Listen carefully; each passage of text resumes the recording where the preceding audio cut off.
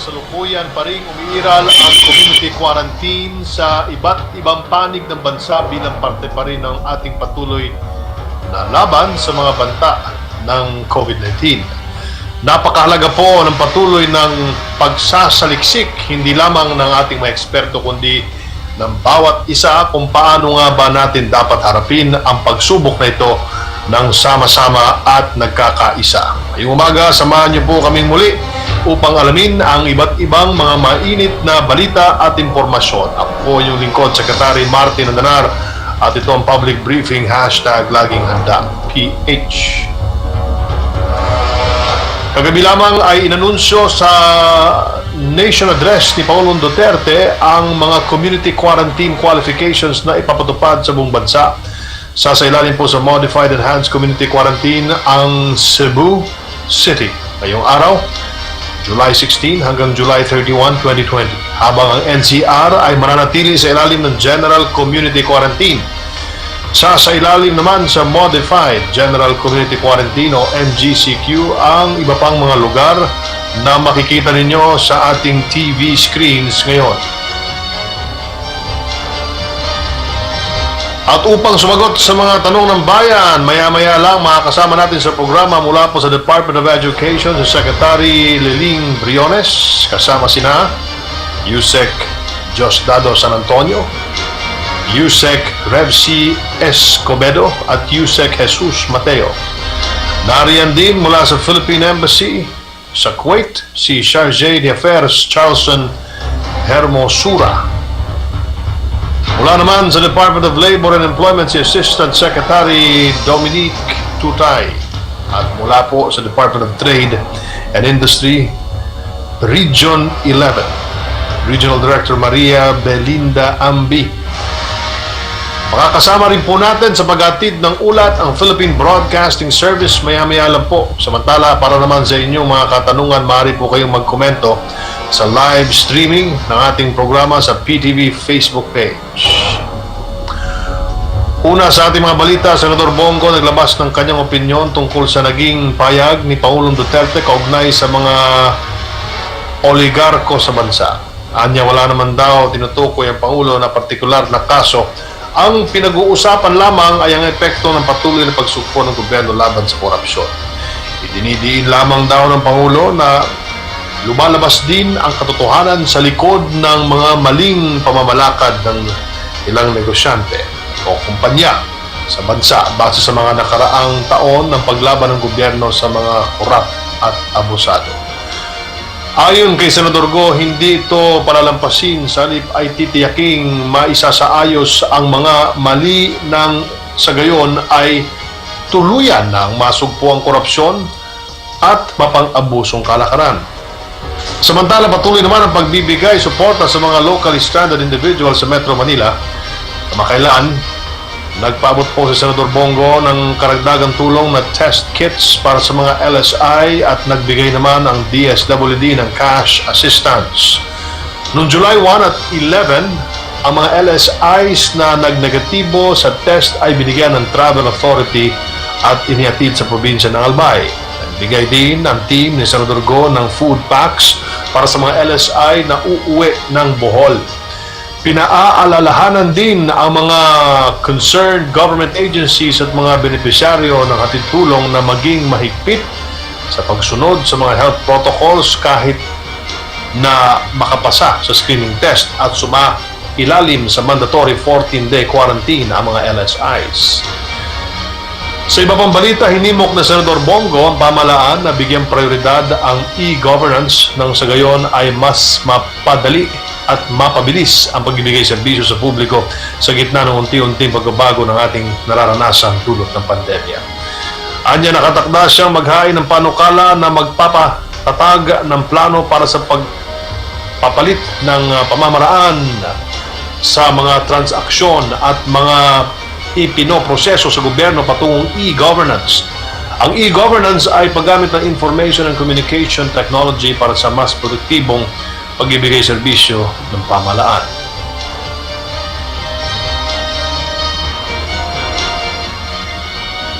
Oras po natin, alas 11:30 16 na po ng umaga. Tuloy-tuloy po ang ating programa. Yusek Rocky, are you there? Wala pa. Okay. Ngayon naman ay kumustahin natin ang lagay ng ating mga kababayan dyan po sa Kuwait. Makausap natin sa Philippine Embassy in Kuwait si Chargé d'Affaires Charleston Hermosura. Magandang umaga po sa inyo, Chargé d'Affaires. Magandang umaga, Secretary Martin at Yusek Rocky. Sir, kumusta po ang sitwasyon ngayon sa Kuwait at mga OFWs na nananatili dito po sa inyo? So, magandang umaga po sa inyo po ulit at magandang umaga sa ating mga kababayan. Since nung ika-5 ng Hulyo, ang Kuwait ay nasa second stage ng kanyang 5-stage plan towards normalization. Ang ibig sabihin po nito, ang gobyerno at ang private sector offices ay nagbukas mula nung ika-5 ng Hulyo ng kanilang mga opisina, pero 30% staffing lamang po. Meron kaming curfew dito sa Kuwait mula alas 9 hanggang alas 6, alas 9 ng gabi hanggang alas 6 ng umaga. At nagbukas din po ang iba't ibang sektor tulad ng banking and finance, construction and building. Meron ding opening ang retail shops, ang mga restaurants and cafes, pero no dine-in lamang. At pwede na rin magpunta ang mga tao sa gardens at saka sa mga public parks. May isa lamang na area na naka-lockdown ngayon ng Farwania kung saan maraming nakatirang expatriates, especially Filipinos. Dito po sa Kuwait, meron po tayong as of yesterday, it's around 55,000 na po yung cases po dito. And out of 55,000, medyo marami-rami din po ang nakarecover na from COVID-19, around 46,000 po. Unfortunately, 399 ang casualties. Unofficially, nakakuha po kami ng dato na around 300 po ang mga Pilipino ho dito na nagkaroon ng COVID-19. And out of this number, around 260 have already recovered. Nakakalungkot lamang po dahil may 31 na namatay, including 4 na healthcare workers na Filipino dito po sa Kuwait. Straightforward po ang Kuwait pagdating sa casualties ng COVID-19. They are immediately buried at the Sulaybikat Central Cemetery, either at the Muslim cemetery or non-Muslim cemetery. Yung burials po nila doon are held according to religious tradition of the deceased. The embassy also expresses its sadness because noong pong ika-29 ng Hunyo ay namatay po ang welfare officer ng embahada ng OWA Kuwait na si welfare officer Eduardo Bellido. He has served 40 years in government, last serving in the Philippines as regional director ng OWA, and he has served in OWA Riyadh, Madrid, and lastly in Kuwait po. He died of pneumonia. Ano po ang datos natin sa mga OFWs na nawala ng hanap buhay dahil sa economic crisis na kinakarap po ng Kuwait dahil sa COVID-19? Okay. So, base po sa data po na nakala po natin to Polo Kuwait, medyo marami-rami din po ang na-displace po sa atin. Mga employed, or rather 23,000 yung OFWs po natin dito sa Kuwait who have been displaced because of loss of jobs or dahil po no work, no pay po sila. And this number came from Polo Kuwait based on the applicants for the DOLE Abot Kamay ang Pagtulong or ACAP Financial Assistance Program. Dito po sa programang pong ito, may 5,000 na po, 5,011 na nakakuha po ng financial assistance under ng DOLE ACAP program.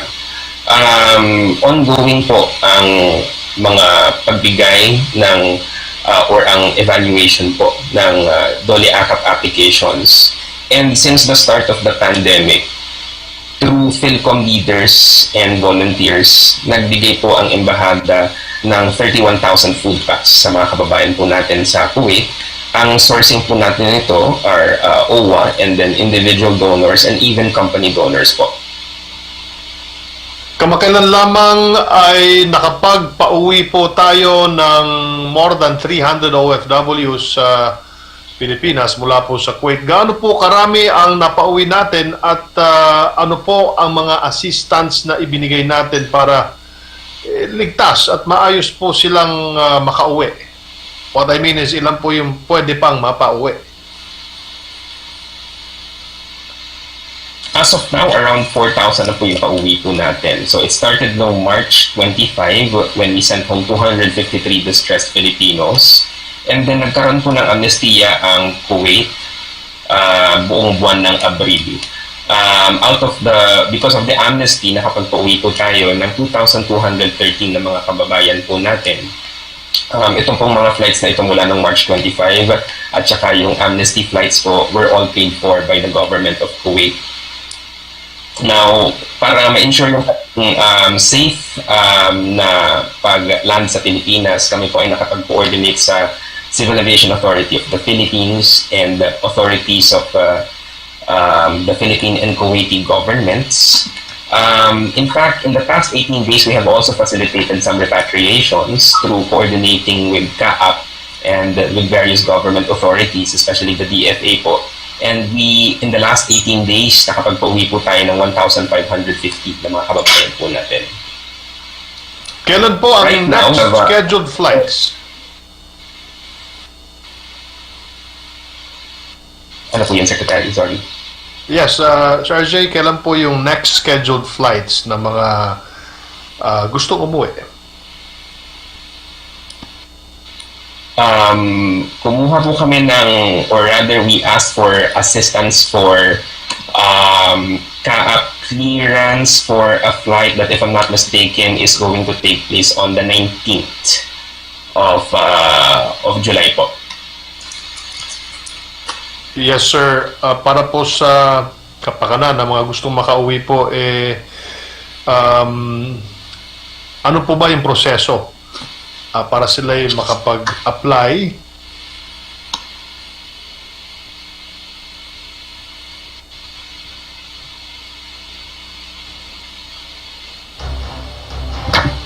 Nagkaroon po kami ng survey para makakalap po na yung data tungkol sa ating mga kababayan na nagnanais pong makauwi dahil sa kanilang job displacement. At yun po yung naging basehan po natin para sa ating mga naging repatriations through which nakapagpuwi po tayo ng around 4,000 po na ating mga kababayan. So para doon po, ito pong survey na po ito ay actually, and kung gusto po nila, maaari po silang magpunta sa embahada starting next week para po ma-express po yung kanilang pong intention, or they can actually call our hotlines po which are on our Facebook, official Facebook pages po. Sir, ano po ang iba pang mga serbisyong ino-offer na embahada o na inyong tanggapan sa ngayon para sa mga Pinoy na nananatili sa Kuwait? Opo. Actually, we shut down because noong pong July 2, meron po tayong mga kasamahan, dalawa po na who unfortunately tested positive for COVID-19. So bilang protocol po, we had to actually close the operations of the embassy. However, the 14 days, ang good news po nito ay ang 14 days po na closure po namin will end on Thursday. So we are hoping to open on Sunday po. By that time, mag-o-offer po kami ng passport renewal and extension services. At we would like to ask yung mga kababayan po natin dito sa Kuwait na antabayanan po ang aming official Facebook page. Kasi i-announce din po namin doon ang possible opening of other consular services, just like civil registration and authentication of documents, for example po. Okay.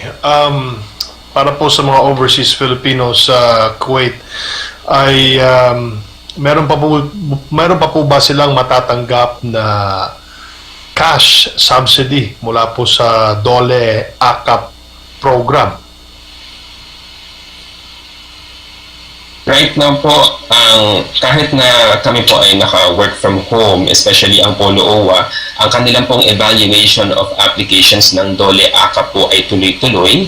And hopefully when we open again on Sunday na po, magko-continue na po yung ating provision ng financial assistance sa mga na-approve po na applications. Maraming pong salamat, Charge d'Affaires Charleston Hermosura. Salamat po. Ano po ang inyong mensahe sa ating mga kababayang Pilipino na nandyan po sa Kuwait? Maraming salamat po sa ating mga kababayan dito sa Kuwait sa inyong suporta para sa embahada, at maasahan niyo po ang pagsagot ng embahada sa inyong mga hinaing at sa aming pagtulong sa inyong mga concerns. Kailangan po nating na patuloy na magkaisa dahil sa pamamagitan ng ating pagkakaisa at sa pamamagitan ng pagtulong ng pamahalaan ay mananagpasan natin itong isang pinakamalaking hamon sa atin sa panahon na ito, ang COVID-19. Manatili lamang po tayong nag-iingat sa lahat ng ating ginagawa. Ngayon na pwede na tayong lumabas kahit papaano at may mga pwede na tayong puntahan, patuloy pa po tayong mag-iingat dahil ang sakit ay nandyan pa rin. At kami ay nag-wish na lahat po would stay safe and healthy sa ating mga kababayan dito sa Kuwait. Thank you so much once again. Samantala, talakayin naman natin ang mga proposed programs ng Department of Labor and Employment sa ilalim ng Bayanihan to Recover as One Act. Makakausap po natin mula sa DOLE, Employment and General Administration Cluster, OIC Assistant Secretary Dominique Tutay. Magandang umaga po sa inyo, ASEC. Magandang umaga din, Sir Martin, at sa lahat po ng ating mga kababayan sa Kabisayaan at Kamindanawan. Maayong adlaw kaninyong tanan. ASEC Tutay, ano-ano pong programa para sa mga manggagawa na naapektuhan ng pandemya ang nakapaloob kung sakaling may isa batas, ang Bayanihan 2 or Bayanihan to Recover as One Bill? Sec Martin, kami po ay nag-propose na maipasama po sa Bayanihan to Recover as One Bill ang TUPAD, Emergency Employment Program, para po sa ating mga informal sector.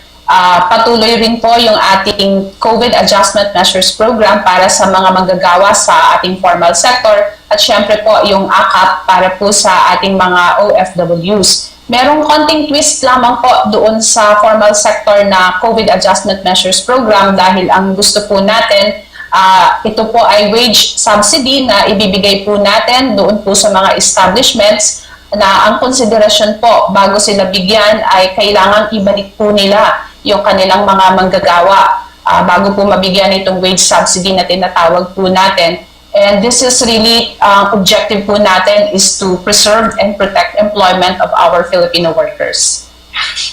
Magkakaroon po ba ng second tranche ang COVID-19 Adjustment Measures Program o CAMP, at ang abot kamay ang pagtulong AKAP program kung sakaling maipasa po ang Bayanihan 2? Opo, tuloy-tuloy po itong ating programang CAMP at saka AKAP. Sana nga po ay maisabatas na po itong Bayanihan to Recover as One, para tuloy-tuloy po yung ayuda doon po sa mga hindi nakatanggap noong Bayanihan 1. Paano naman po tinutulungan ng DOLE ang mga manggagawang nasa informal sector?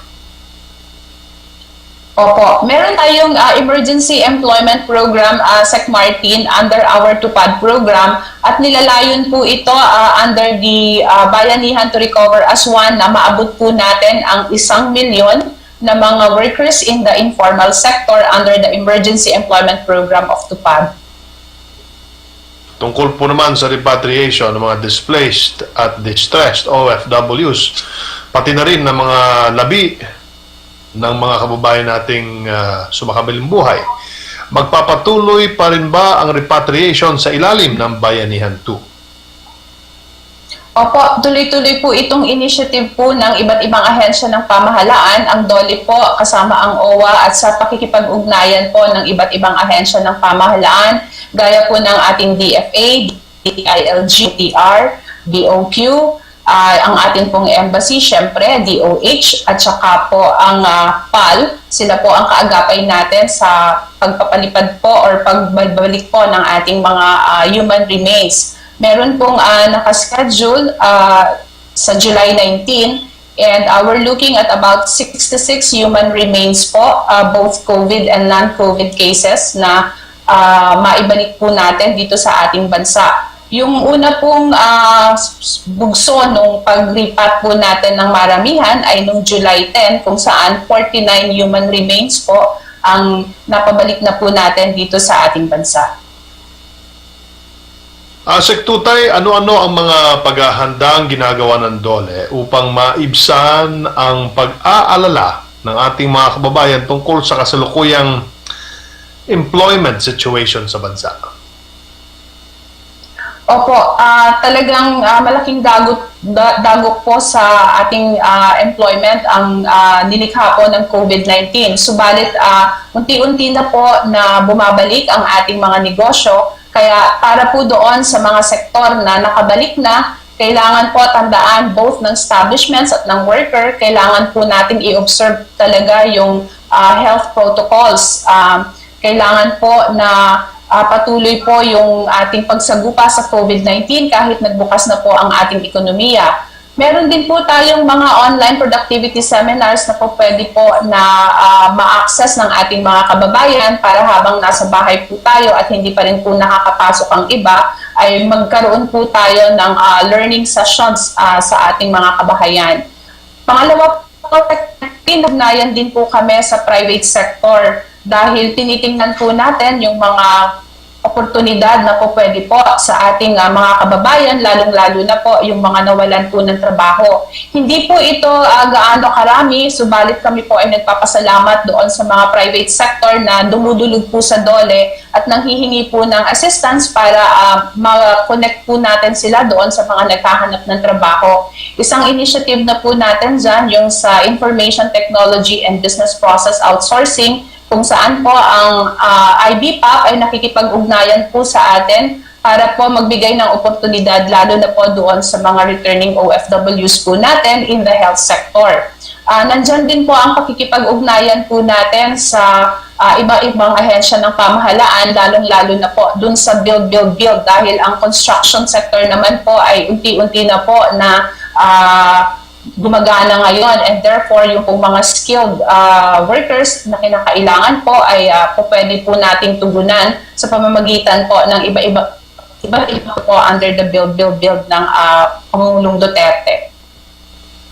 Salamat po, Sek Tutay. Baka meron po kayong mensahe para sa ating mga kababayang manggagawa. Opo, sundin po natin mga kababayan ang laging payo sa atin ng DOH at ng IATF. Unang-una po dyan, syempre, yung pagsusuot po ng mask, and then paghuhugas po ng kamay, at saka physical distancing. The government can only do so much, pero kung hindi po manggagaling ang disiplina sa atin mismo, ay mahihirapan po tayo na talagang mahinto o mabawasan pa itong cases po ng COVID. At manatili po ang ating faith sa ating pamahalaan dahil ito naman po ay ginagawa nila ang lahat ng makakaya po para po ang ating mga kalusugan at ang ating pong ekonomiya ay patuloy po para makarecover po tayo dito sa pandemic na hatid po ng COVID. Maraming salamat po. Mabuhay po kayo, Sek Tutay. Samantala, isang buwan na lamang at magsisimula na ang school year 2020 para kumustahin ang mga update ukol sa ating sektor ng edukasyon. Makakasama natin mismo ang kalihim Liling Briones ng Department of Education. Kasama po sina Yusek Mateo, Yusek Diosdado San Antonio at Yusek Remsi Escobedo. Magandang umaga po sa inyo lahat. Magandang umaga sa Sek Liling, unang tanong po ay nagsagawa ang DepEd ng simulation o dry run ng distance learning at blended learning na ipatutupad po natin this school year. Ano po ang assessment ninyo so far?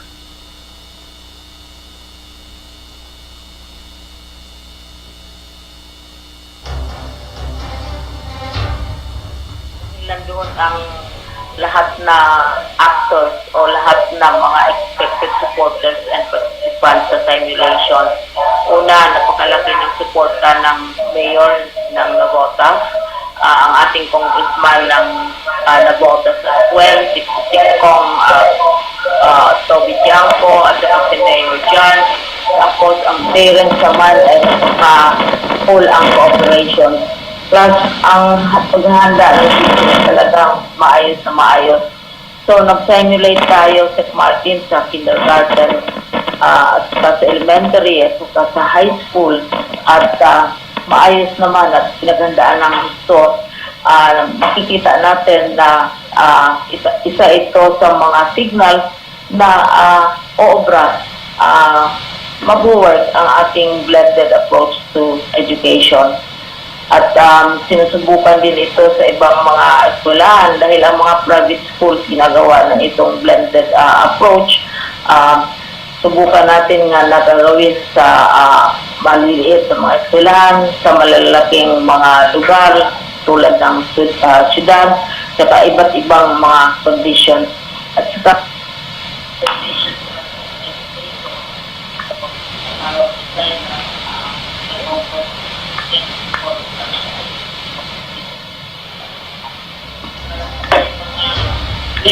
Okay. Nawala pa yung audio natin kay Secretary Liling Briones. Subukan natin si Yusek Escobedo. Yusek, can you hear me? Yusek? Secretary Martin. Yes, sir. Deadline po kahapon ng enrollment for school year 2020. Ayon din po sa inyong report, ay 20 million ang enrollees natin, which is only 80% ng enrollees last year. Ano po sa tingin ninyo ang dahilan ng mas mababang enrollment turnout this year? Secretary Martin at sa mga kasama of education, Liling, inaasahan po namin ang pagbaba ng enrollment ngayong school year 2020 to 2021. And sa mga una naming pahayag ay nabanggit namin na mga 80% ang pababa nito dahil unang-una ay dinaranas ng mga magulang ang epekto ng pandemya sa ating mga kababayan ang nawalan ng trabaho. And in fact, doon sa record natin sa private schools, marami pa ang mga hindi talaga nakapag-re-enroll. At malaking bilang nito ay nag-transfer na sa public schools. So yung nawalang oportunidad, nawalan ng trabaho, isang malaking pan. And pangalawa, agam-agam pa rin yung mga parents at nag-aantay. Singarol ba nila yung kanilang mga anak dahil nga meron tayong kinakaharap na pandemya at inaala yung kalusugan at kaligtasan ng kanilang mga anak. Pero sa amin, sa kagawaran, sinisiguro namin na sa pagbubukas ng klase ay tinitiyak namin yung kalusugan at kaligtasan ng mga bata, magulang at pati na rin yung komunidad. At isa ito sa mga prinsipyo ng Learning Continuity Plan ng Department of Education. So, yung July 15 deadline namin, meron lang tayong 20.5 million enrollees for the school year 2020-21. Pero ang Department of Education po naman ay bukas pa rin kung sakaling may hahabol na magpapatala para sa enrollment. Bukas pa rin hanggang sa pagbubukas ng class. Yusek Escobedo, ano po ang balak natin gawin para sa mahigit 7 milyon na mga estudyanteng hindi pa enrolled as of now? Opo. Gaya nga nagit ko, kakataon pa rin na magpatala sila hanggang kahit sa pagbubukas ng klase. Kung hindi talaga sila makapagpatala, 24 yung pagbubukas natin ng klase, ang aming pong kagawaran ay hapin po yung mga nawawalang mga mag-aaral at ito ay papasok namin sa alternative learning system namin. Matagal na namin ginagawa. Ito yung mga ginagawa namin sa mga out-of-school youth, yung mga hindi nakakapasok sa formal na sistema. Doon namin sila pinapasok. Kahit na wala sa formal na sistema ng edukasyon, binibigyan rin ng edukasyon sila saan man sila naroon at anuman ang kanilang mga limitasyon sa pag-aaral at sa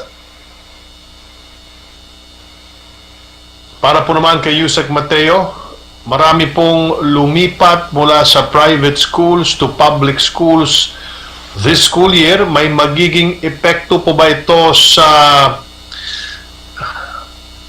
education industry in general, lalong-lalo na sa private sector?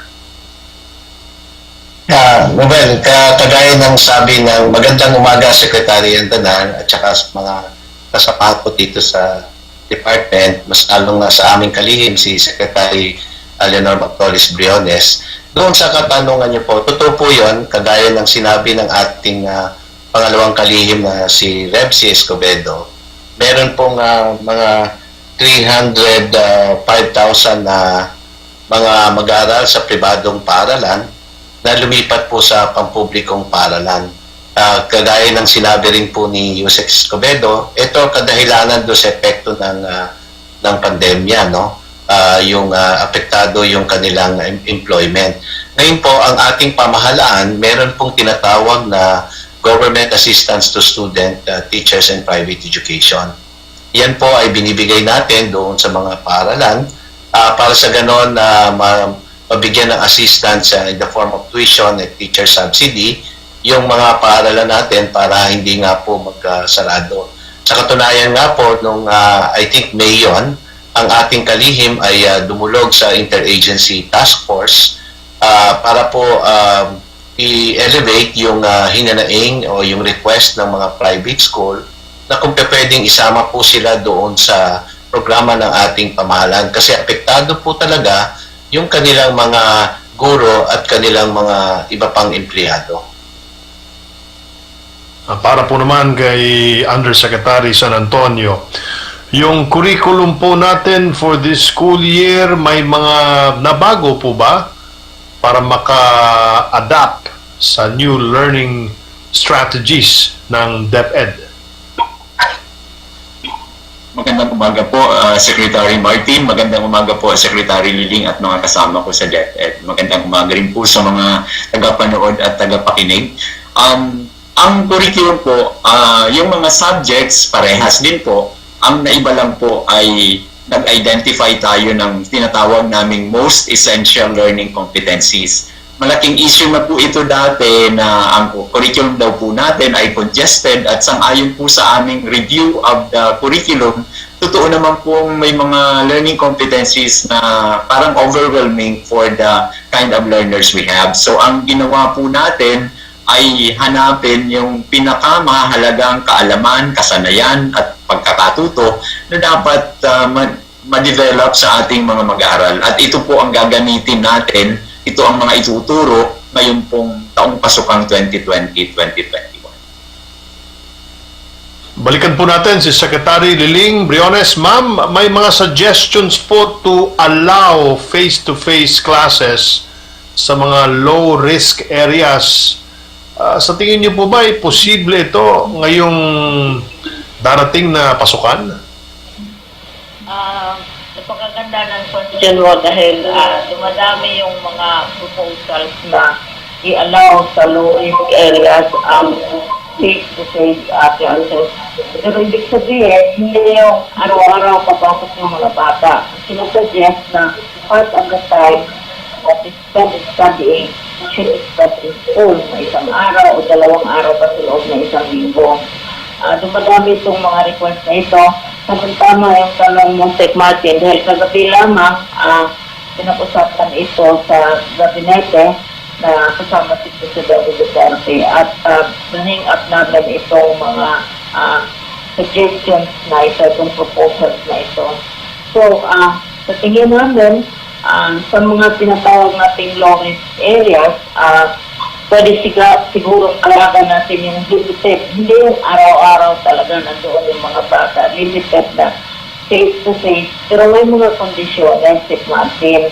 Halimbawa, kailangan matupad sila matupad nila ang requirements ng IATF na low risk ang assessment ng COVID sa kanilang probinsya o kanilang municipality dahil ayaw naman nating isubo yung ating mga learners at teachers sa lugar na mataas ang level ng COVID.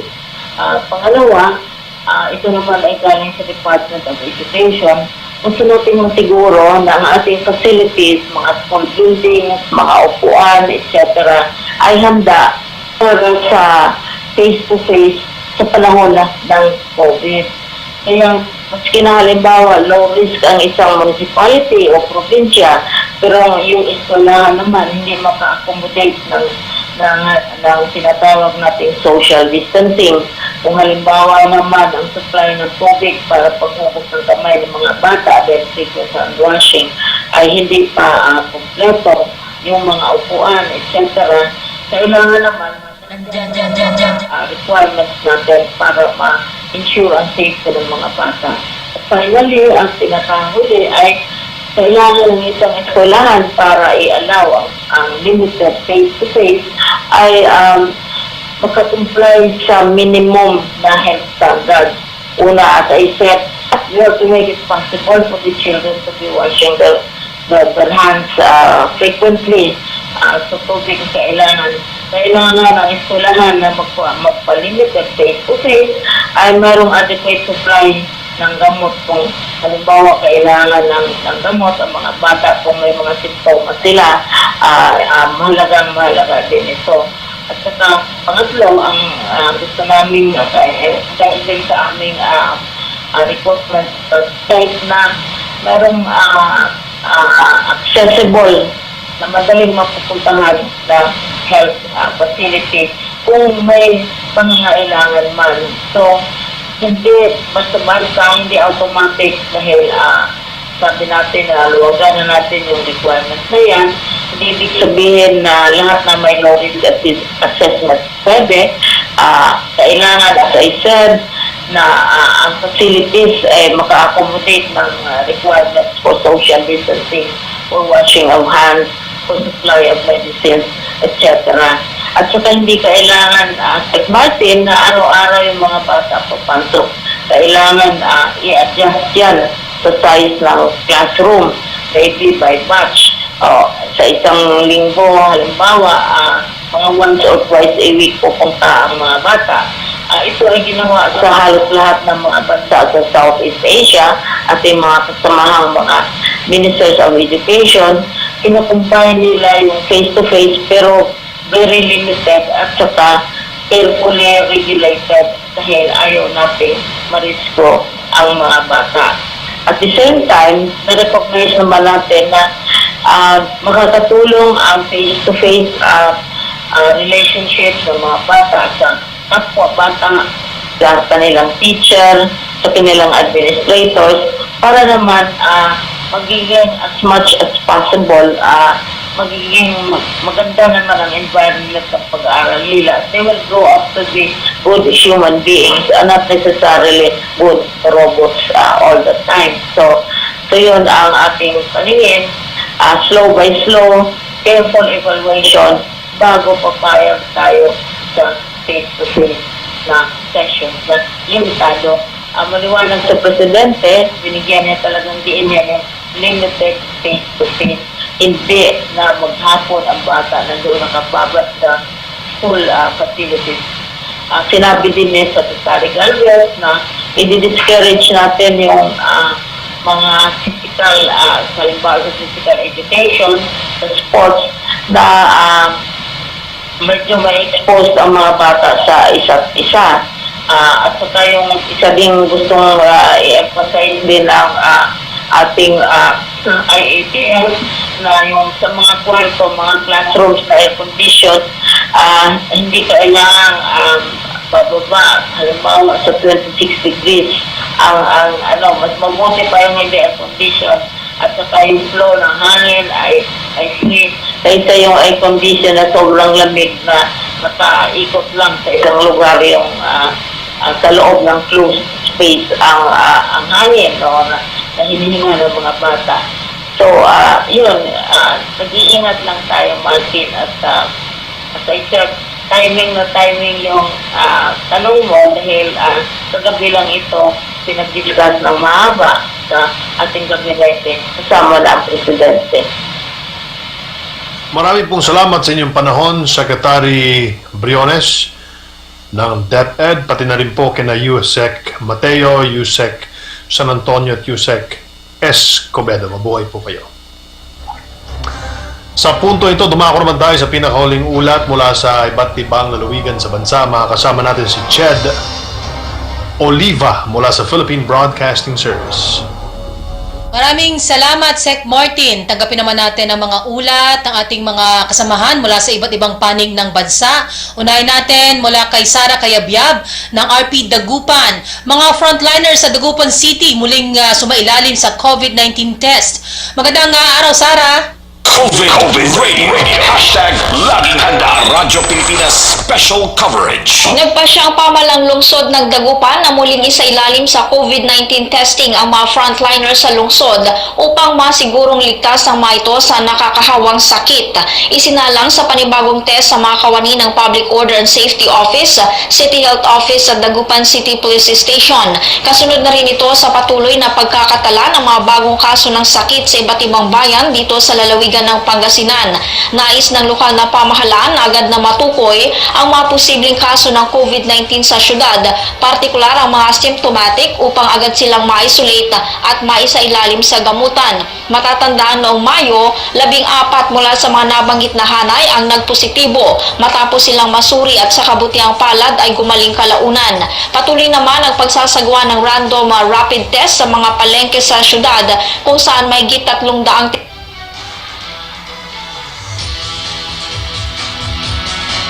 Okay, yan po ang report ni Sara Cayabyab. At lipat naman tayo sa RP Zamboanga. Report mula kay Justin Bulanon.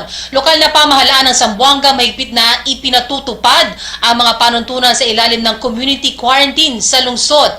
Justin, magandang araw. COVID Radio. Hashtag Laging Handa Radyo Pilipinas Special Coverage. Nagsagawa ng roving patrol ang mga kinatawan ng lokal na pamahalaan ng Zamboanga sa pakikiisa ng mga otoridad upang mahigpit na ipatupad ang mga panuntunan sa ilalim ng community quarantine sa lungsod. 7 mga establishmento ang nahuling lumabag sa liquor ban sa ilalim ng Modified General Community Quarantine matapos magsagawa ng operasyon ang roving patrol compliance team kamakailan lang. Kabilang ang roving patrol sa pagsisikap ng lokal na pamahalaan ng Zamboanga upang mapagtibay ang pagpapatupad ng quarantine guidelines sa lungsod. Samantala, nagbabalik naman sa General Community Quarantine o GCQ ang lungsod ng Zamboanga simula sa araw na ito matapos itong iulat sa live broadcast kagabi sa pagpupulong ng Interagency Task Force kay Pangulong Rodrigo Roa Duterte. Mariing hinihimok naman ng lokal na pamahalaan ang mga residente ng lungsod na sumunod sa mga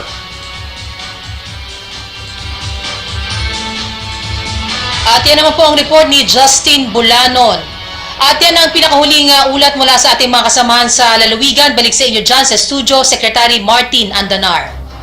Salamat, Ched Oliva ng PBS. Samantala, dumako naman tayo sa update kaugnay sa COVID-19 cases sa buong bansa. Base sa tala ng DOH, as of July 15, 2020, umabot na po sa 58,850 ang total number of confirmed cases habang nasa 36,260 ang kabuang active cases sa bansa.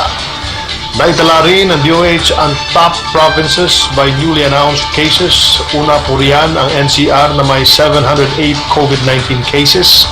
Sinundan ng Cebu na may 198 cases. Pangatlo ang Iloilo with 86 cases.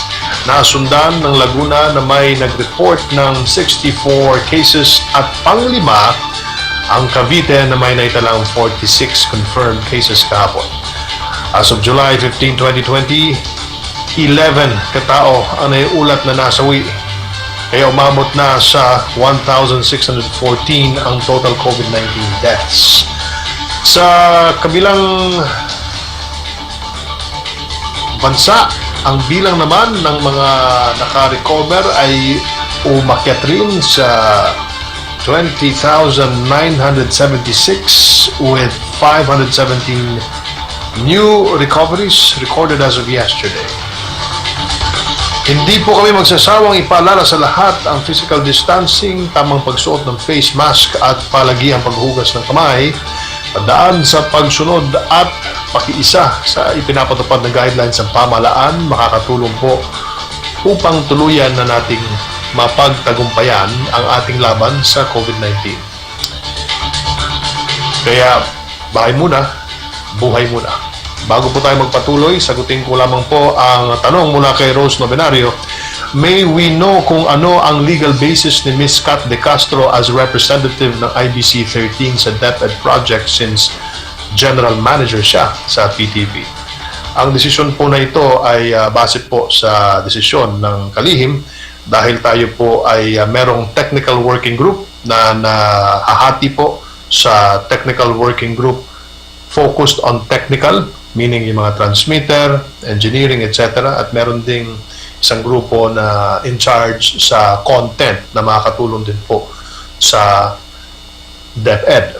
So, minarapat po nating kunin lahat ng mga pinagkakatiwalaan nating mga managers, both sa PTV at sa IBC. And General Manager Kat De Castro being the immediate past president of IBC, alam niya kung ano yung mga technical requirements ng IBC. And since wala pa tayong pangulo sa IBC na bago, minarapat natin na kunin ang serbisyo ni Kat De Castro bilang consultant na wala pong sweldo. So therefore, siya po ay tumutulong na din po sa ating pamahalaan at welcome naman lahat ng gustong tumulong basta't walang sweldo dahil wala pong budget ang IBC 13 sa ngayon. Hinihintay pa natin ang budget na ibibigay po sa atin ng Kongreso at ng Senado sana at i-release po sa atin ng DepEd kung ito po ay pumasa sa pag-aaral ng Department of Education sapagkat ang DepEd din ay hirap din kumuha ng pondo. Bueno, kumustahin naman natin ang estado ng lokal na kalakalan sa Davao Region. Makakapanayan po natin ang Regional Director ng Department of Trade and Industry, Region 11, Miss Maria Belinda Ambi. Magandang umaga po sa inyo. RD, are you there? RD Ambi? RD? Dili na kumadunggan ng studio.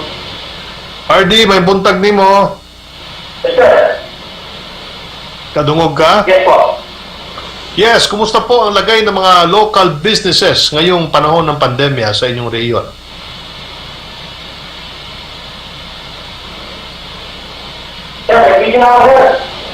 Yes, I can hear you. Kumusta ang negosyo diya sa inyo karon panahon ng pandemya? Ano po? Pagkakawag naman siya. Okay. Mukhang may problema tayo, studio. Sa ating connection, studio. Opo, can you hear me? Hindi po. Okay, so siguro balikan na lang natin si RD. Perhaps kung hindi natin siya makuha ngayon, we can interview the regional director sa susunod na araw. Meron tayo po nagpapasalamat sa ating mga kasamahan na tumulong po sa atin para ma-disseminate ang information na ito. PIA, dyan po ang Radyo Pilipinas, ang ating mga kasamahan sa kapisahan ng mga broadcaster ng Pilipinas. At yan nga po ang mga balita na kalap natin ngayong araw. Maraming salamat po sa mga bisita na naglaan po ng kanilang oras sa pagbibigay linaw sa mga impormasyon na mahalagang malaman ng ating mga kababayan. Public briefing po hatid sa inyo ng iba't ibang sangay ng Presidential Communications Operations Office sa pakikipagtulungan ng Department of Health at kaisa ng kapisanan ng mga broadcaster ng Pilipinas, KBP. Asahan ninyo ang aming patuloy na pagbibigay impormasyon kaugnay sa mga paglaban sa COVID-19 pandemic. Maraming salamat din po sa Filipino Sign Language Access Team for COVID-19. Yung nasa ilalim po ng screen, napakalaki pong tulong nila. Mula sa PCO, ako po si Secretary Martin Andalar. Magkita-kita po tayo muli bukas dito lang sa public briefing. Hashtag, laging handa, PH.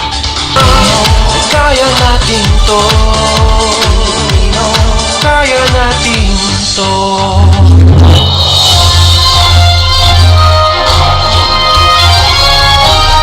Gikan sa Radio Philippines Network. DXK